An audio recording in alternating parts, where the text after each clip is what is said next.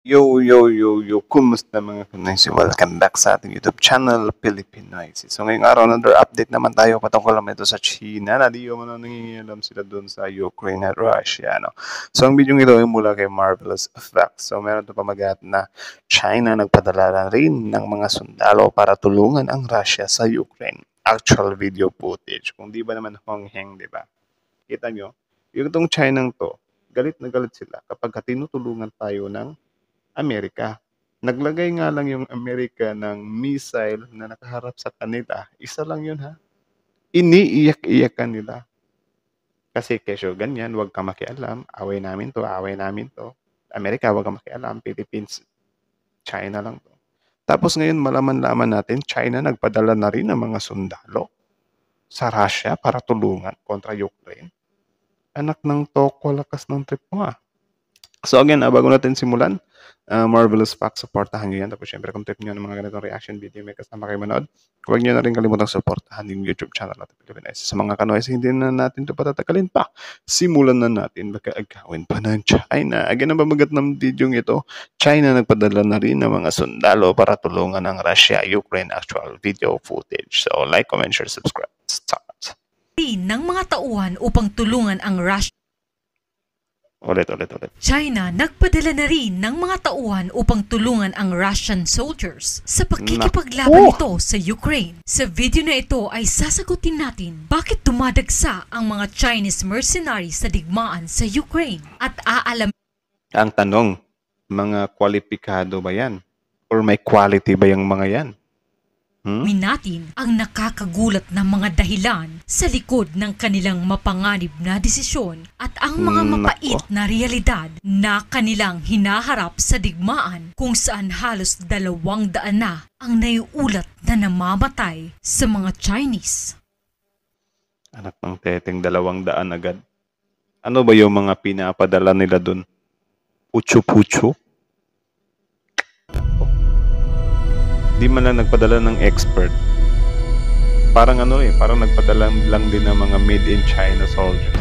Malamang, made in China talaga. Marvelous Facts, subscribe nyo yan.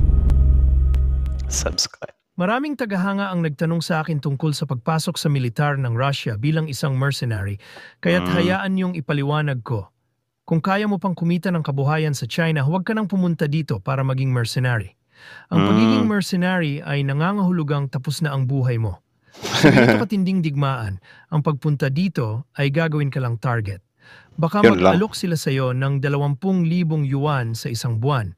Pero yung mercenary ata is parang sila yung pawns eh. Yung sa chess, sila yung mga kalbo na nasa unahan. So sila yung mas may malaking chansa na chugi. Walang garantiya na makakabalik ka ng buhay. Talagang umaasa kung hindi nyo isaalang-alang ang pagpunta sa Russia para maging mercenary. Sa simpleng salita, kapag nandyan ka na sa frontline, ang tsansa mong makaligtas ay napakababa. Ito mga nasa lang. Yun yung sinasabi nila na yung kabilang paa mo nasa hukay na. Ay isang well, ganun naman talaga lahat ng sundalo, hindi lang naman dito. Pero I think mas grabe dito kasi parang video na kamakailan lang na i-post ng isang Chinese mercenary sa digmaan ng Russia at Ukraine. Batay sa kanyang sariling karanasan, hinikayat niya ang iba na huwag pumunta sa Russia bilang mga mercenary. Mayroon pang isang video mula sa isa pang Chinese mercenary na tila naghahanap ng karanasan. Nagbayad siya habang nagtitraining. Sa umaga akala ko maglalakad kami ng 5 kilometro, pero umabot kami ng 8. Ngayon pauwi na kami at nakikita ko nang ang iba ay nakasakay sa mga sasakyan. Pero kami ay naglalakad sa aming sariling mga paa. Tapos? Ang ibang tao ay sinanay na sumakay paalis at pabalik, pero kami ay naglalakad ng 8 kilometro papunta at 8 kilometro pabalik. 8 kilometro lang? 8 kilometro lang, nagre-reklamo ka na? Iwala nga yan sa mga sundalo namin na nandun sa bundok eh. Halos araw-araw roving eh. Guys, iniiyakan niya na yung 8 kilometer eh. Sobrang pagod ko, nauuhaw, nagugutom, at ang mga binti ko ay parang hindi na sa akin. Ang iba ay sinanay bilang mechanized infantry. Wala Naglakad ka lang ng 16 kilometer tapos yung binti mo hindi na sa'yo, like ano yun, namamagana? Ano, wala bang training 'tong mga 'to? Pa kaming motorsiklo. Nasa 3 kilometro pa ako mula sa camp at may dalang isang bote ng gatas at isang bar ng tsokolate. Naku, Matapos kong ubusin iyon, pagod pa rin ako at nagugutom. Ang hala. iba ay sumasakay sa training habang ang mga binti namin ay parang mga gulong ng motorsiklo. Kung Yun alam ko lang. lang ito, hindi ko sana ipinagmalaki na bahagi ako ng mechanized infantry. Naku, Naiwan na ako ng 1 kilometro. May dalawa sa unahan ko, isa mula sa Chongqing at isa mula sa Yunnan. Naiwan ito kasi guys parang nakadub 'to. Ito talaga yung sinasabi ng Chinese na 'to in Chinese language. It's just, chinench lang ba or dinub lang siya para maintindihan natin ano. Pero nakakatawa lang din isipin na, my goodness, ang tapang-tapang pa naman ng ano niyo, ng presidente niyo na kesyo ganyan, kesyo ganito, hindi kayo magpapabulas or papalag kayo tapos ganyan lang pala yung mga sundalo niyo, puro reklamo. Naku, 'wag na lang. nila ako ng hindi bababa sa 1 kilometro. Ito na ang pinakamahirap na trabaho sa mundo, ang maging mechanized infantryman. Ngayon naiintindihan ko. Mahirap agad. Kahapon pinakuha pa kami ng panggatong. Nagpalipas ako ng buong araw sa pagkuha ng panggatong at ngayon gusto pa nilang sibakin ang mga iyon. Pagod na ako. Pumunta ako I think bata pa 'to, alangan naman kukuha ka ng panggatong, isalang mo agad. Of course, sisibakin mo yun para magamit, anak ng teteng.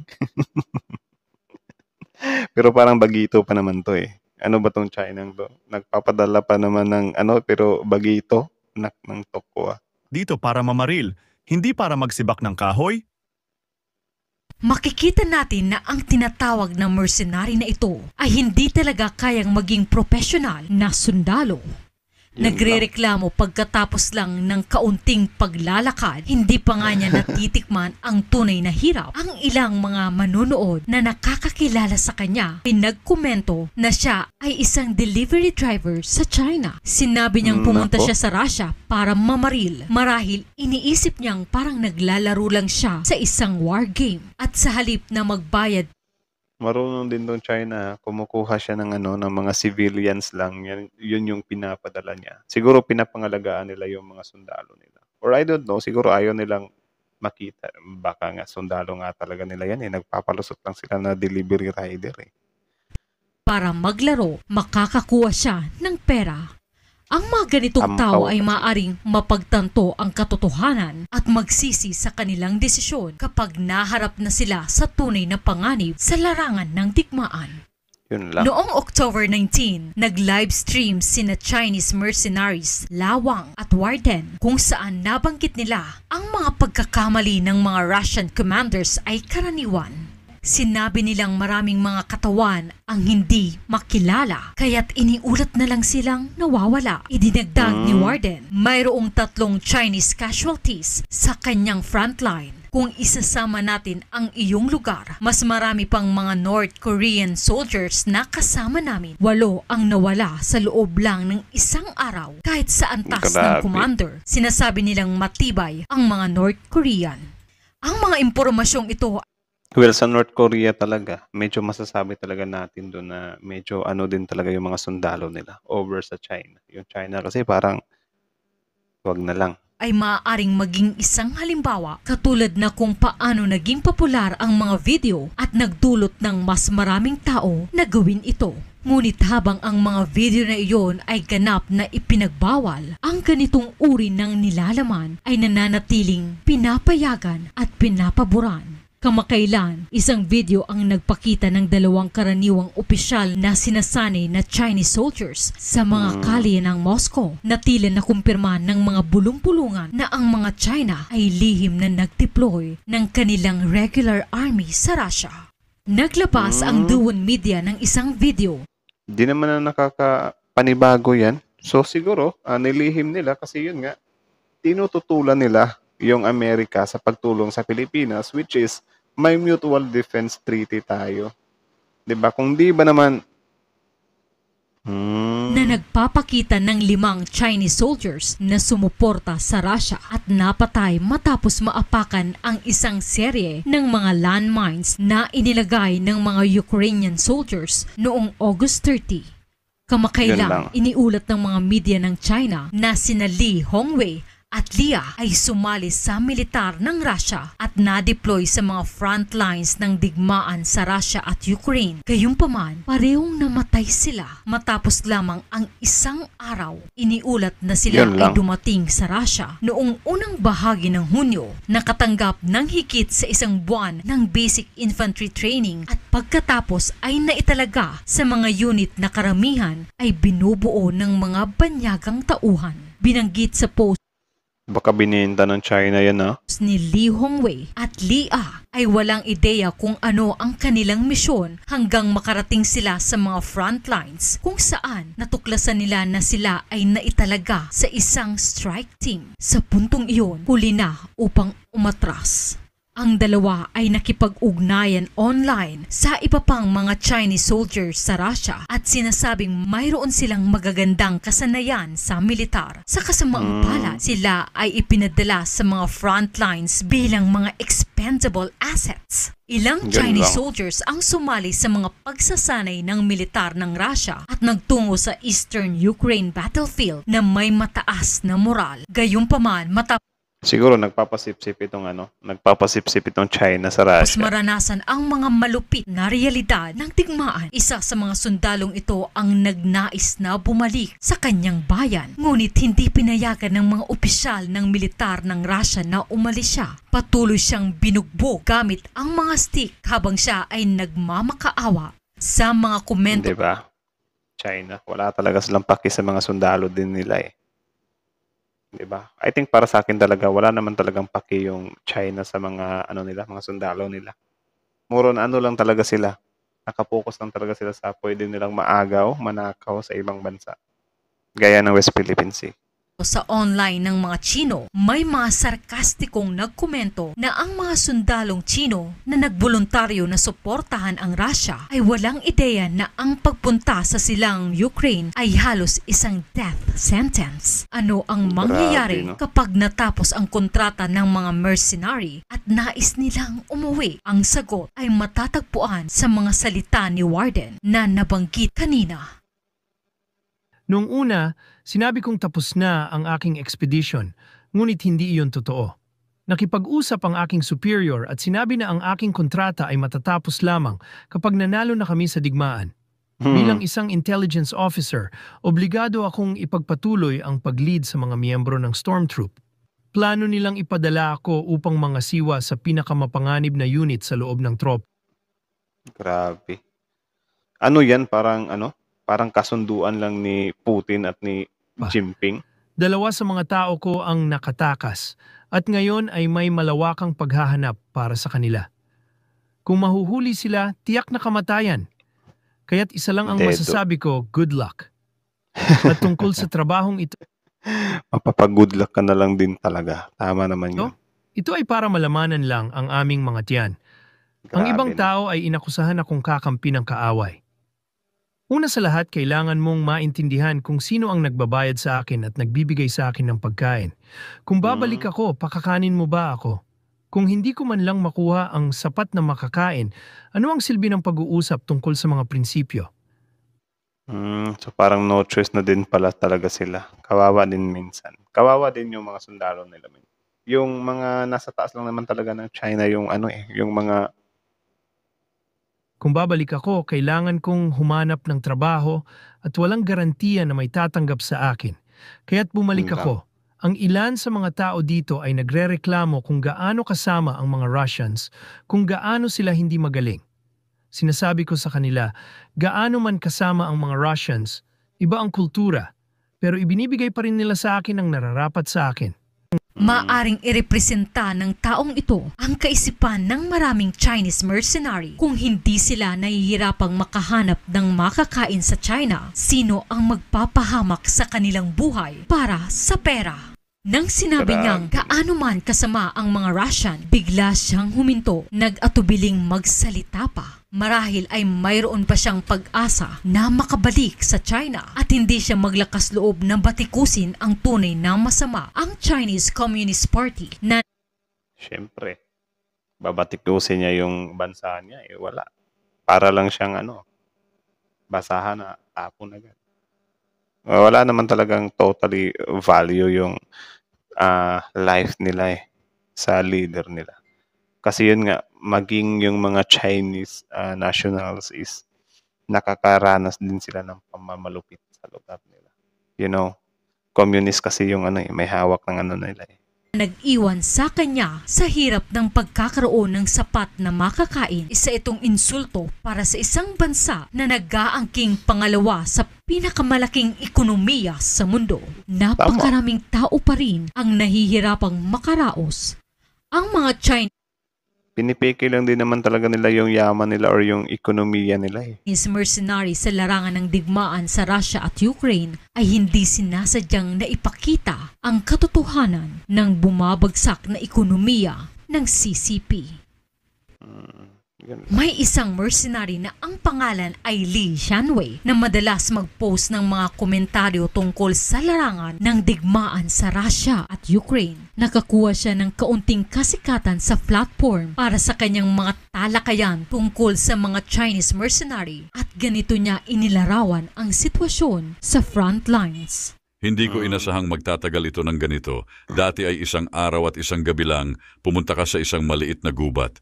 Nagpapahinga sa araw at gumagawa ng anuman na gusto mo, tapos kumilos sa gabi. Pero dito, walang pagkakaiba ang araw at gabi. Tuloy-tuloy lang. At ang mga drone sa kabilang panig, napakarami nila. Malamang hindi mo pa nakita ang mga drone na nagpapasabog ng mga tangke.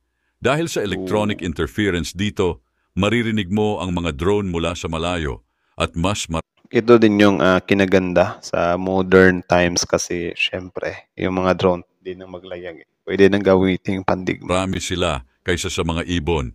Kapag dumating ang kanilang mga drone, kadalasang may isa o dalawang nasa unahan na nagsisilbing decoys.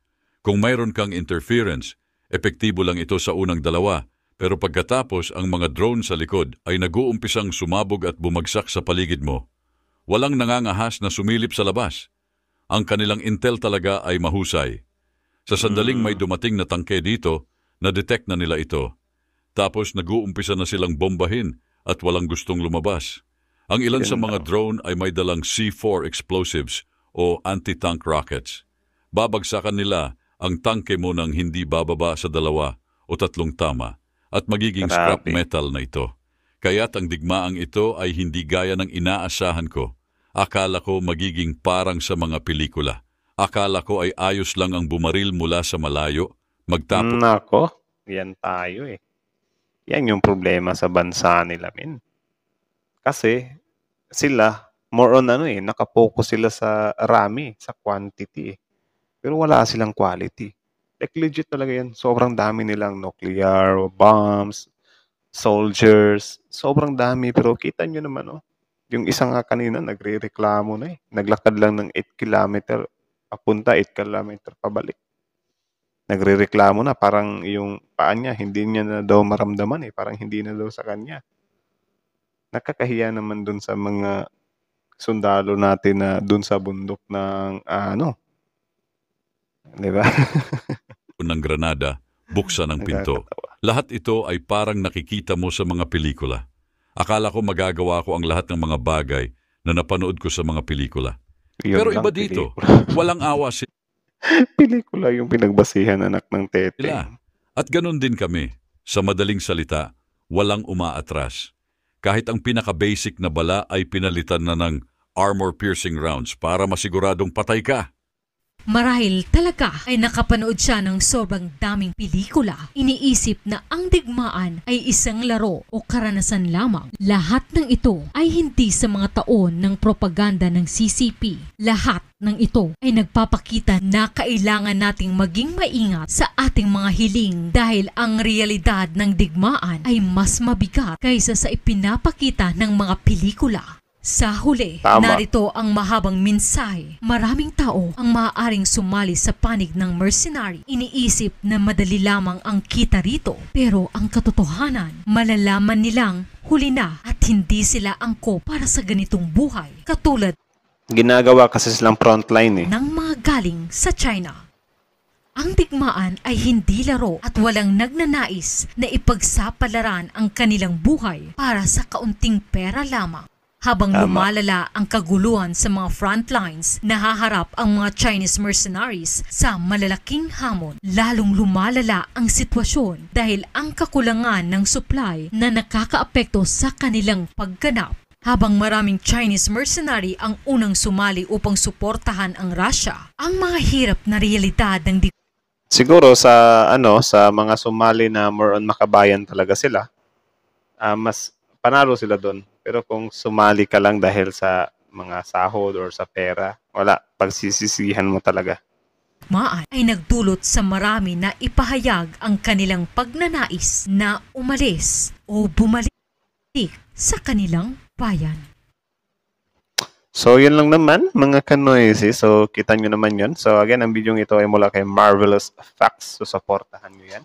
Original video link in the description box below. Tapos, syempre, again, kung trip nyo ng mga ganitong reaction video, bago nyo iwan yung channel natin, huwag nyo rin kalimutang mag-like, mag-share, mag-comment, at mag-subscribe. Also, yeah, original video link in the description box below. Mel's Marvelous Facts. Subscribe nyo yan, So, yun. Kita nyo naman yun. China, nagpadala ng mga reklamador sa sundalo doon sa natatawa talaga ako eh. Umiiyak na yung yung bagito eh. Grabe, naglalakad ako 8 kilometer pabalik. China, tutulong na nga lang eh. Tapos yung pinadala pa mga pucho-pucho pa. Anak ng tokwa talaga oh. 'Di ba? Tapos ngayon, ano ba ang pamantayan ng China or ano ba yung gusto nila? Kasi malakas daw sila eh. Sila yung second of the most pa nga sa economy, di ba? Tapos ngayon malaman-laman natin mga delivery. Ewan ko kung totoo yun, delivery rider or pinipick up lang nila sa tabi-tabi yung pinapadala nila na pinantutulong nila, Siyempre, China, kung gusto mo na magmukha ka malakas, huwag yung pucho-pucho yung ipadala mo. Ha? Huwag yung pucho-pucho yung ipadala mo. Kung gusto mong hindi ka tawanan ng buong bansa, ipadala mo rin yung mga elite mo. Tipid-tipid ka ng sundalo. Akala ko ba marami kayong sundalo? Diba? Hindi yung pinapadala mo, delivery rider, anak ng teteng naman, Diba? Hindi kasi ang eh. Tapos yun nga, hindi nyo gayahin yung US ba? Napasimple lang ba? Military exercise lang. Yung sa inyo nga, combat na nga talaga eh. 'Di ba? Actual na talaga. Yung sa amin, military exercise pa lang eh. Tignan nyo kung gaano kagalante yung US. Nagpadala ng long range missile. Kayo, anong reaction nyo? Siyempre, umaray kayo. Hindi din kayo marunong magpasikat eh. 'Di ba? Hindi pwede yung sabi-sabi, marami kaming nuclear, marami kaming sundalo, marami kaming missile, marami kaming pandigma, pandagat. Tapos ganyan, tutulong-tulong kayo, ipapadala nyo mga pucho-pucho lang. Anak ng pucho naman, Nakakainis lang. Actually, nakakatawa yung comment dito eh. Kasi yun nga, parang hiyang-hiya daw yung mga Filipino soldiers. Yung ito daw yung pinakamalaking halimbawa ng quantity over quality. Yung puro lang nagpaparami pero wala ampaw. Yun yung pinaka-word talaga, ampaw. So, ampaw. Yeah. So, again, hanggang dito na lang muna. So, kaya naman masasabi niyo dito, comment down below. Tapos yun, pag-usapan natin yan sa comment section. So, China, ampaw.